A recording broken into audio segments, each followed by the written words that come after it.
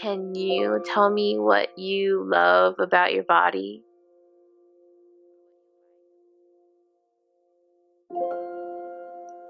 How often do we tell ourselves that we are beautiful? Once a day? Once a week? Once a year? When I asked myself this question, I couldn't remember the last time I thought that I was beautiful. And when I came to that realization, I started to wonder why I don't tell myself that, and why the people around me struggle to see their beauty when I notice it so easily.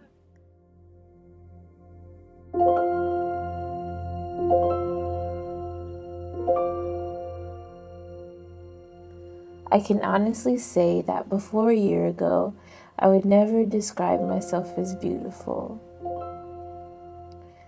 I realized that you have to force yourself into thinking that you are. Isn't that unsettling?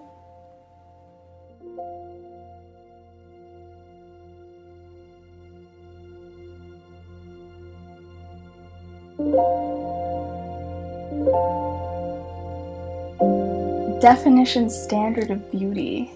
Like, define that. Yeah. That's hard. Like, you're supposed to be like really, really white, like just really white.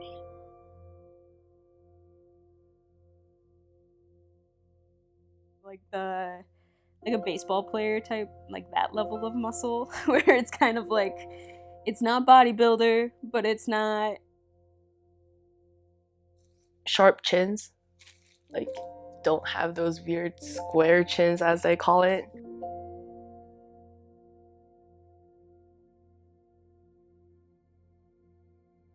I don't know how people do it, but like a butt that like jiggles but is still like not fat. That's tough. I don't know. Like, because beauty is so different everywhere. I really don't know. I think beauty means what people look in the mirror and like think they should be seen to be beautiful. The socially accepted line of attractiveness. the main type of person like that you see over and over again. That would be the standard of beauty. And although it is not, perceived as the law of beauty, that is the general consensus. Like, this is beautiful, and this is what we find beautiful. So, there it is.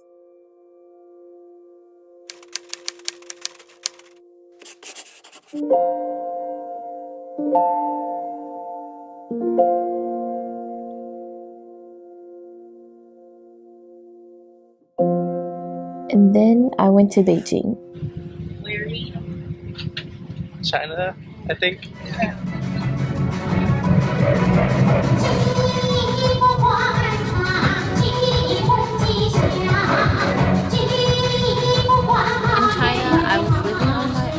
In a place that was worlds away from everything that I thought I knew.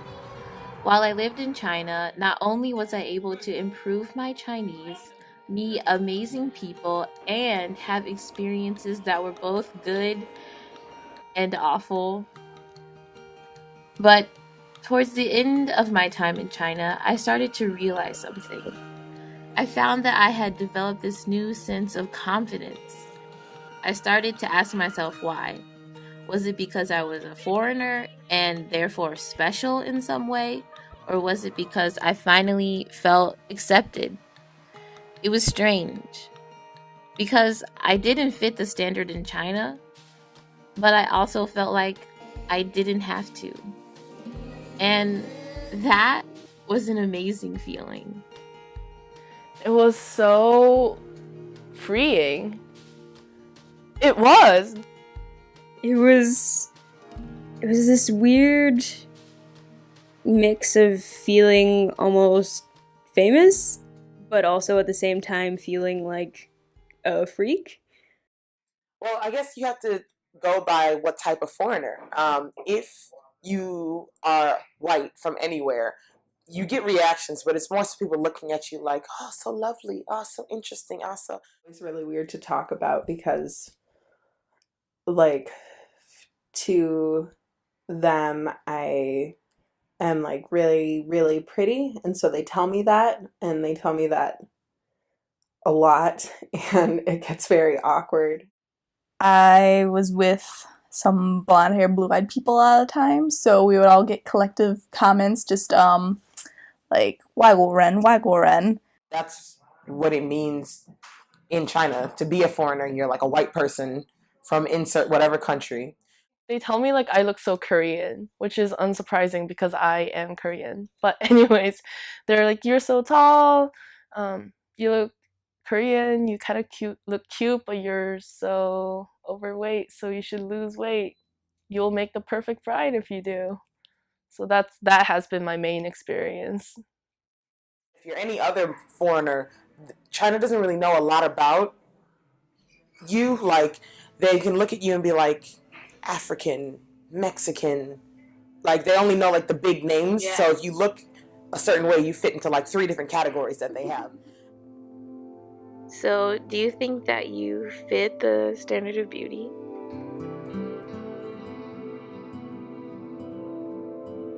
That's also a hard question.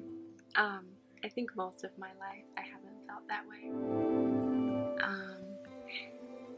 And I think when I look at what's kind of portrayed to me as beautiful, I usually don't find myself in that. After much consideration, I decided to go back to China and interview a few of my friends to get a different perspective.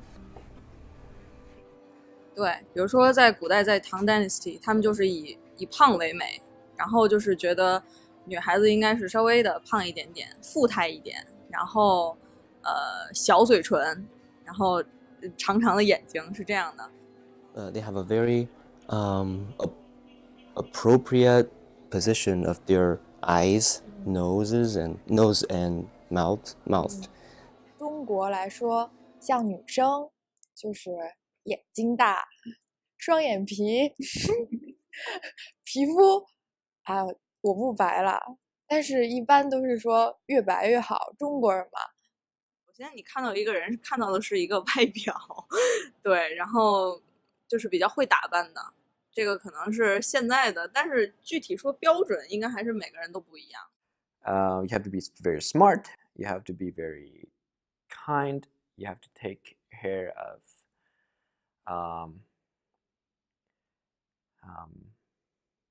family business,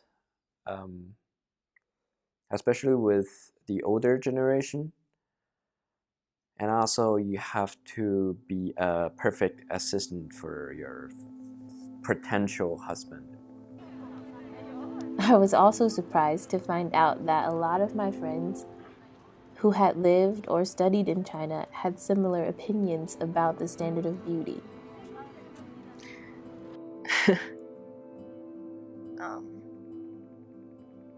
It's all about fitting the norm. It's all about following that trend, keeping updated on what is fashionable and what is not, and what is beautiful and what is not. It's skinny, like really skinny, but not too skinny. You know, you can't look like a stick, but you can't have curves either. Like really high nose? Is that what you call it? Tall nose? Mm-hmm. And like enlarged eyes. Like I've read a few articles about how certain girls, like, they don't even leave the house unless they have their contacts in that like make their eyes look huge. White skin. The whiter your skin, the better it is. The fairer your skin, the better it is. Clear skin is definitely something that they emphasize a lot. Like, I think for some reason, the whiter you look, the better. Like whiter as in like being a white person as an Asian can make you very attractive.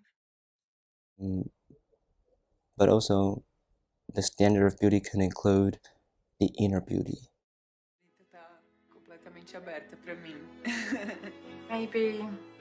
Maybe I could walk in that door. You can. Next time I look into the mirror, I will see somebody really beautiful looking back at me. Beautiful is a great word. So why not see what's on the other side of that? Does the standard of beauty really include what's on the inside? I feel like now we try to tell each other that. But there's so much popular media that spreads the idea of one kind of beauty. There are many images that are portrayed in popular culture today that shape how we see ourselves and make people think that they have to fit into those unrealistic standards. Woo! Just hold on and suck in.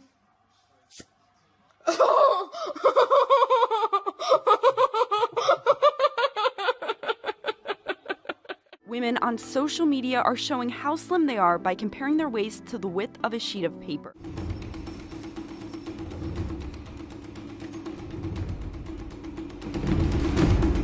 Agony and beauty for us live side by side. But does the standard of beauty really include what's on the inside? I feel like people are trying to encourage this idea in our society and tell everyone to embrace their body and how they look because we are all beautiful.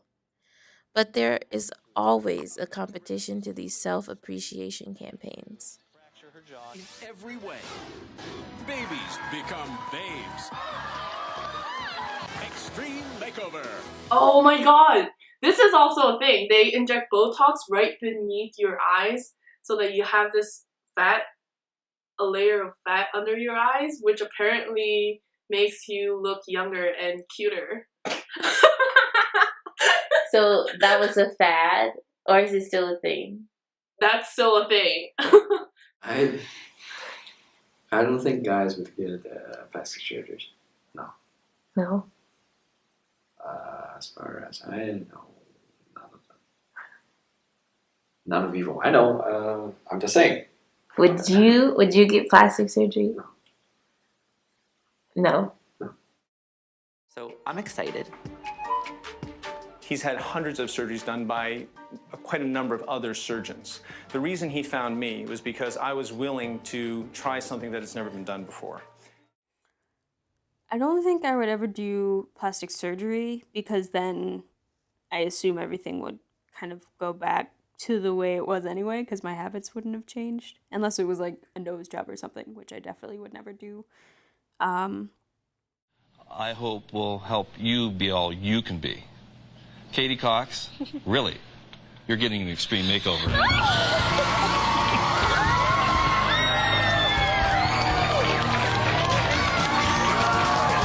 Congratulations, sweetie pie.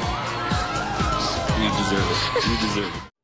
其实我父母不让哎，我妈说，如果你敢动你身上的某一部分的话，你就不要进家门了。但是我自己其实因为我觉得我还是比较自信的那种类型，觉得我很好啦，就不需要再改变什么啦。除了再健身一下还是可以的。Now there's a place where they can come to complete their quest for ultimate perfection. Tap, tap. Okay, let's put her down and try a bigger size. This is bridalplasty. When I asked my friends about their views on plastic surgery and got so many different answers, I felt like I needed a new perspective. So I went to ask a friend from high school for her dad's information because he is a doctor. And what kind of doctor are you? I mostly do what other people would call cosmetic surgery. And my patients and I generally don't call it cosmetic surgery. We call it restorative. Mm-hmm. Most people who come to us aren't trying to look beautiful. They're trying to become handsome or beautiful. They're trying to get normal. Mm-hmm. Because most people who come to a plastic surgeon feel that there's something wrong. Actually, I wanted I still kind of do. Kind of wanted to get plastic surgery to fix my smile a little bit. Because when I smile, you can see my gums a lot. And I don't really like that. So I'd probably get plastic surgery to bring my lip down so I like it better. A couple or 3 times a year, I'll get a person that I think is probably vain. It's hard to make that judgment, but if I see that a patient really has that problem, that's more of a psychological problem, and I don't think that person should have surgery. 但是如果就是通过整形，我觉得不会的，而且也说过，身体发肤受之父母，对吧？就是你的，通俗的讲，就是你的头发、你的皮肤、你身体的各个部分都是你父母给的，所以你要做什么的时候要征求他们的意见。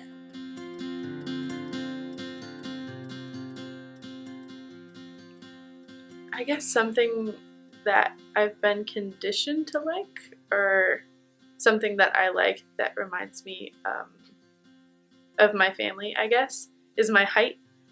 My mom is really tall, and I'm obviously really tall. And so I like that.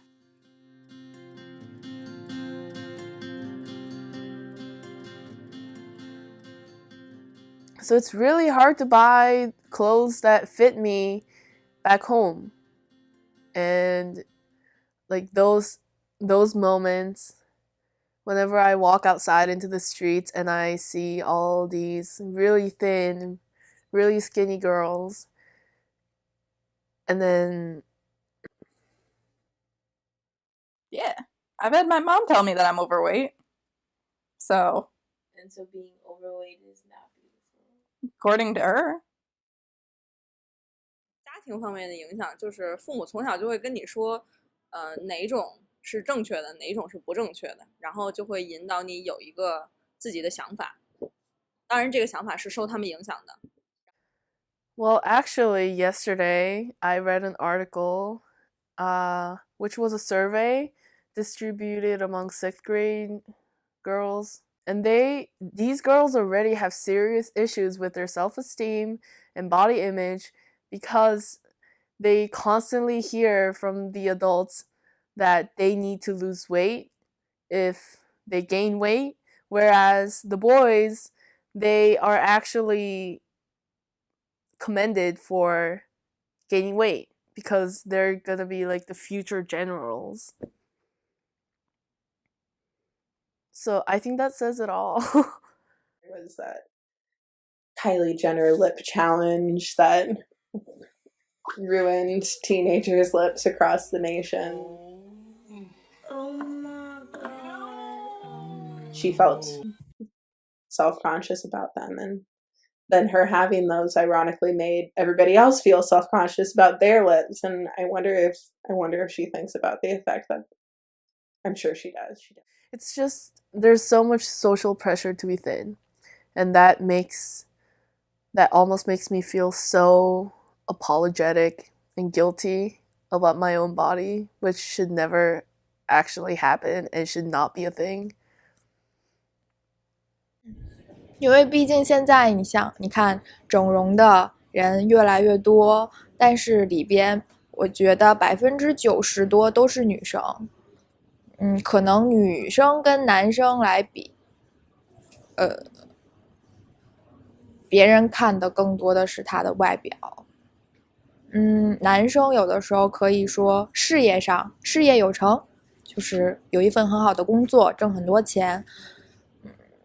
但是女生一般就会评价她嫁了一个好丈夫，明白我的意思？但是一般嫁了一个好丈夫的话，你肯定不能太丑，对吧？所以我觉得肯定是女生面临更大的压力。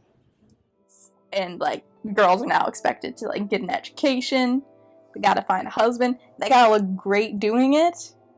Like, I mean, girls can do that in general, but it's a lot of pressure to put on people. It's a little fucked up. When you boil it down to, it's wanting women to be perfect for men. I can't think of a place where that's not the goal of beauty standards.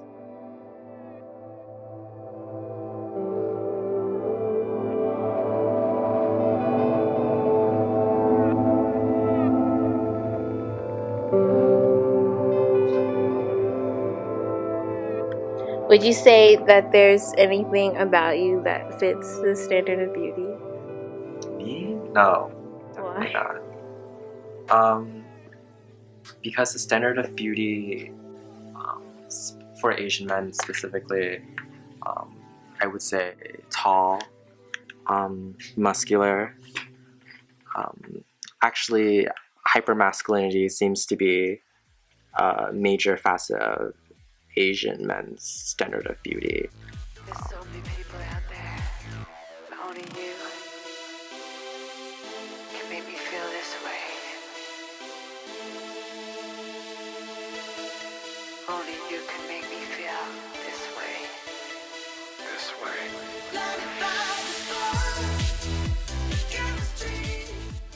就觉得就是也是从内在外在来说，还是那句话，男人在中国，男人的内在会比他的外在要重要的多得多，就是这样。And I guess like in China, a lot of times the men's appearance isn't really policed because it's more like, how good's your job? Like, do you have a car? And it's more like their material things or their status and less about how they look. And I'm not sure about men because nobody really talks about male beauty there, as far as I can tell. I've never talked about male beauty with anybody in China. 男人吧，我觉得就是说的最多的可能是，这个男人帅不帅可能是第一眼，然后其他觉得这个男人靠不靠谱，对，靠谱这个词。But most of the pictures I have in my head right now mostly show not that he's like beautiful, but that he's wealthy. That's kind of what makes a man more attractive. 比如说这个人就是学习特别好，然后有可能就说哇他好帅，他又考年级第一，他可能是这么说。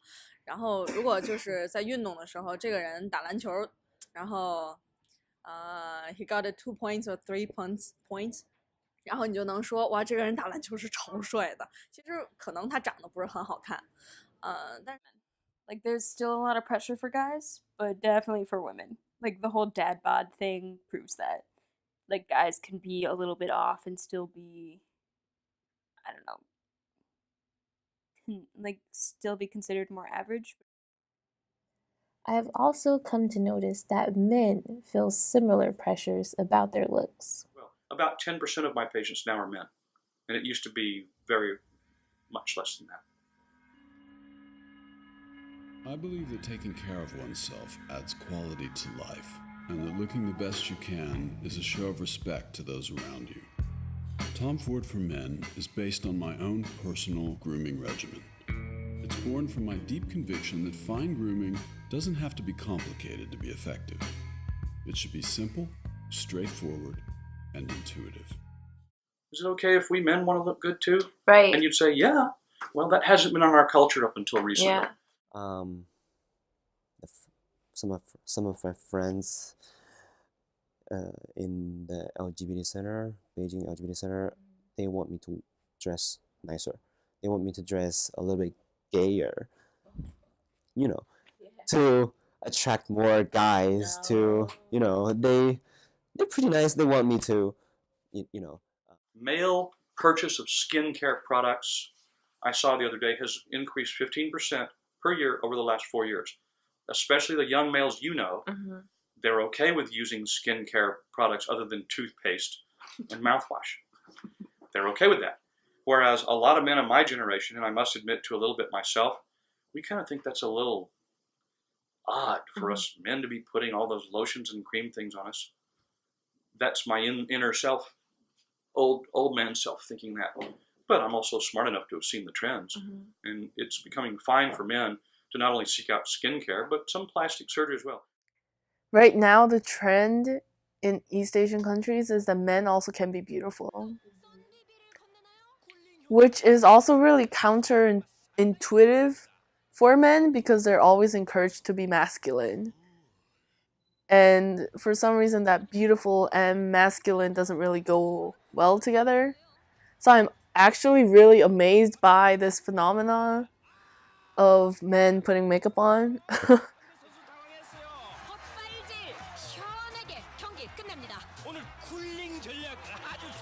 Do you think that you fit into the standard of beauty? I mean, like, I think I do. All my life I've been pretty big dude, so I mean, ever since I started like actually like going in the weight room, like taking it seriously, like nutrition wise, I like the progress that I've made. So I guess before I started like taking it more serious, I didn't, but now like I'm content. I mean, I still I want a better body and everything, but I like where I'm at right now. It's not too bad. What makes a man and what makes a woman and why? There are different standards. So what are they and why? To be a man, quote unquote, you have to be able to take care of your family. You have to be able to take care of yourself. You have to be a strong figure. You have to take responsibility, and strength equals man, okay? Strength. Even in Chinese, the symbol for male is like strong farmer or something like that. Yeah. Strength. Okay? To be a woman, you have to be motherly, you have to be loving, but you have to be beautiful. And that's what makes a woman. To be beautiful. And because to be a man, very few things talk about what a man looks like. And to be a woman, most of it is what a woman looks like. The standards of beauty are completely different. That's in my view. Because girls notice the changes on their bodies way faster than boys, and they become more aware of their body, and also they can't escape it because people stare at it. Like, their peers will stare at you and notice your changes, and that brings a lot into their awareness. At the very age a girl matures into womanly beauty, Katie's deformity makes her feel like an outcast. A doctor once commented that I looked like I had Down syndrome. And ever since then, I kept looking at myself in the mirror and saying, like, is that what people see? I always feel like I'm the odd man out. You know, when I look at myself, it's like, oh yeah, you know, an 18-year-old who has acne, who wears glasses and has had braces on for 6 years. And I've been called little things like geek and dork and stuff. I think Katie feels that her looks hold her back a little bit.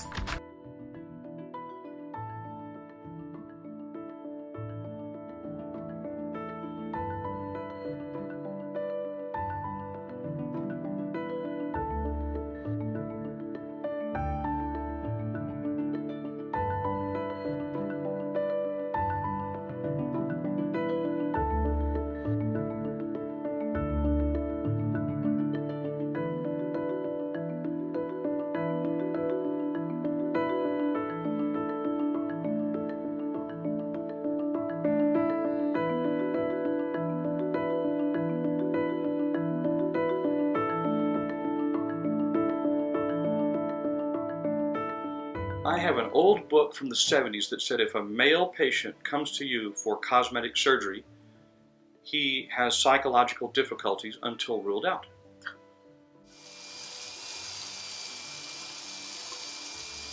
I'm Justin Jedlicka, I'm 32 years old, and I'm a living doll.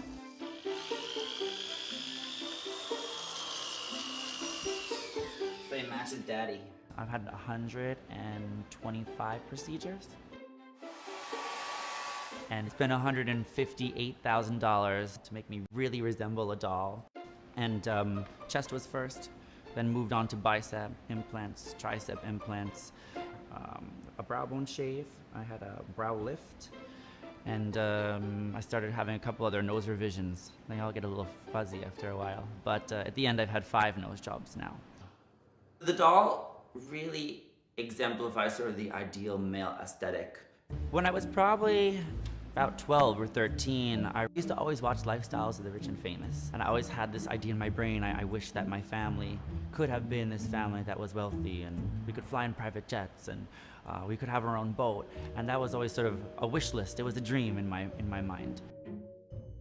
And I ended up sort of emulating what I thought a lot of those wealthy people look like. You know, they all had plastic surgery. I have learned that men and women both feel pressure to look and act a certain way. Through all histories all over the world, there have always been unrealistic standards set for people to live up to. It's no wonder that we can't tell ourselves that we're beautiful. It's really hard to give yourself that kind of validation. I generally don't have an image in my mind what I look like. I don't like to look in the mirror myself. Even there's a mirror, I don't look at it. I think I would get a lot less pressure to be beautiful or look good if I didn't follow the Kardashians on Instagram. I really think that I would. But it's also kind of like, I don't know, I still do it. But that's probably where I get most of the pressure. Because I don't have time to read magazines and like lay around reading glamour, you know, but if I did, that's where I would be getting that pressure from and stuff. You think it's the same in China? Like when you lived in China, you got most of your pressures from social media? No, I don't think that was the same. When I lived in China, it was people constantly bringing it up to me. That was the pressure. Yeah. Because we don't talk about it here. Yes. We don't talk about it. We just look at it. Why do you think we don't talk about it? Because then we would have to talk about why it's wrong. And we don't want to admit that we're wrong, telling women to look a certain way. But that's what we're doing by all of these photos that I see on Instagram. It's almost like a taboo that you can't say to someone that you're fat. I mean, obviously, like, I can't speak for everyone who's plus size, but it's just, sometimes it's even more hurtful. Like, because, okay, honestly, I identify as plus size. Like, I identify as plus size. No one else has any right to talk to me about me identifying as a plus size. Because I am. Like, I am. But, like, when people say that, oh, no, you shouldn't say that because, like, that's a social construct. Like, the society's making you think that. Like, oh, like, no, like, you're not fat. Like, don't say that. Don't say that you're plus size. Well, people, it's a real thing. Plus size is a real thing. Like, just because you don't talk about it doesn't make it unreal. Like, you know? It's just because what I find attractive isn't what is usually found in that category of people. Like, I love thickness, I love broad lips and fat noses and strong jaws and yeah. I mean, it is what it is.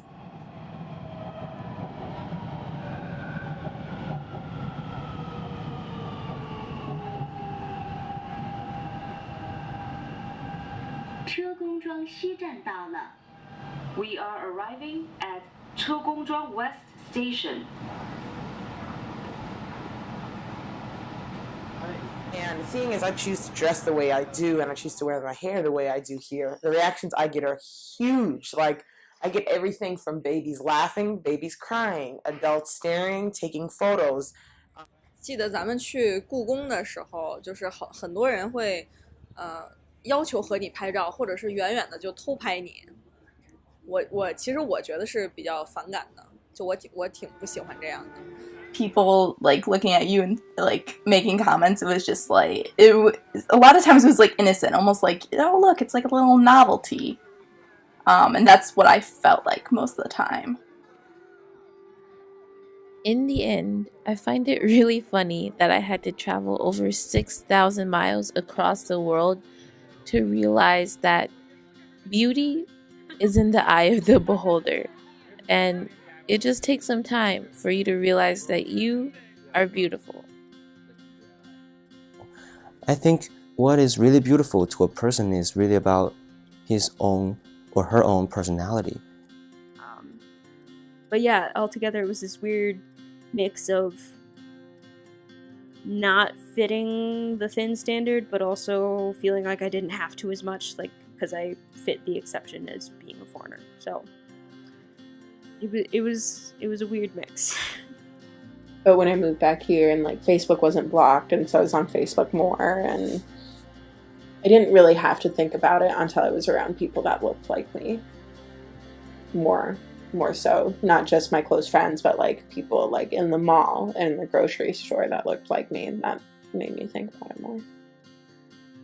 I mean, yeah, they definitely are classically beautiful. Like they once again, it's just like a mindset that you sort of get wrapped into. Like you see certain faces on TV all the time. You see them in movies all the time. You see them. So yeah, they are beautiful regardless of skin, but it's a different type of beauty. Like it's not a. It's weird. I'm realizing I don't categorize it as real beauty. Like when I see the list of 100 like beautiful people or whatever, I see it as like art almost. Like yeah, it is beautiful. Like it's not obtainable. That's not real. Like. Not in a bad way, like they're all fake, all of it. It's just like I see it and I'm just like, yeah, that is a beauty that not many people can get to, and you've done good job. I would say beauty standards are just references. They never should be the goal of your life. These beauty standards are irrational, unachievable. It's basically a fantasy that the media creates and the society enables to happen. So it shouldn't be the goal of your life. It shouldn't be what lowers your self-esteem. So do you think everyone should get plastic surgery or No. no? I wish none of us thought we needed plastic surgery. Yeah? It would be ideal. Yeah, it would be nice. Someday we might have that. But until then, I'm happy to be able to help out.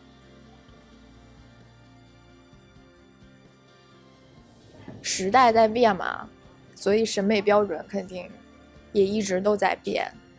所以可能现在你觉得好看的东西，过几年你再回来看的时候觉得很丑，也可能你现在觉得难看的东西，过一段时间你就重新喜欢上它。就像现在我们流行的衣服啊，或者是一些风格，在之前前10几年、前20年，可能那时候会很流行。我觉得这是一个审美标准，是一个怎么说呢？循环的过程。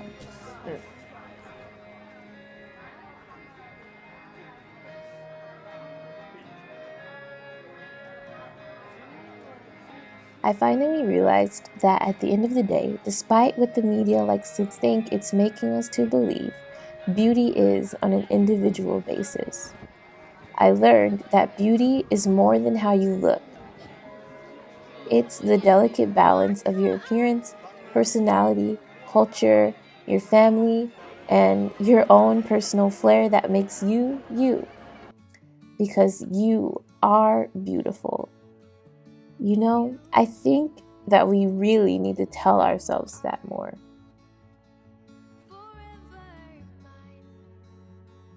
You can be sexy if you want to be. I'm somebody's standard of beauty, and if I'm not somebody's, I'm my standard of beauty. So it is what it is. I really do believe that everybody is beautiful.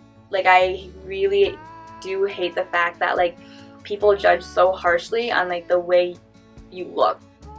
I prefer using beautiful or handsome for a guy or beautiful for a girl. That for me includes I appreciate your inner beauty. Because you are beautiful inside, and that what makes you a person.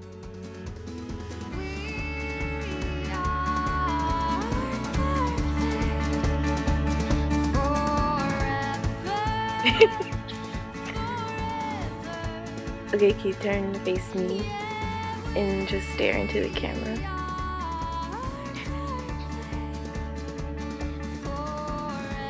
I don't know. There's nothing I really dislike. Yeah. About picture. Right, the lighting's really good. Like what you love about your body. I do like my fingernails. Is that weird? Oh, yeah. So I actually get a lot of compliments. Don't tell me. It's so on the spot.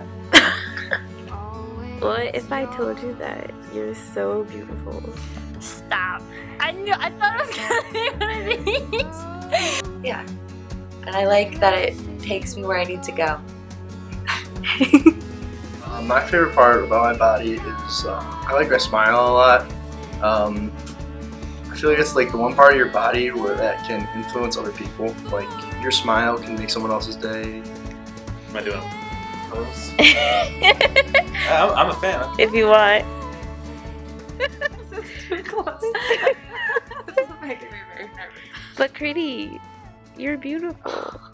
So, what is this part of the documentary?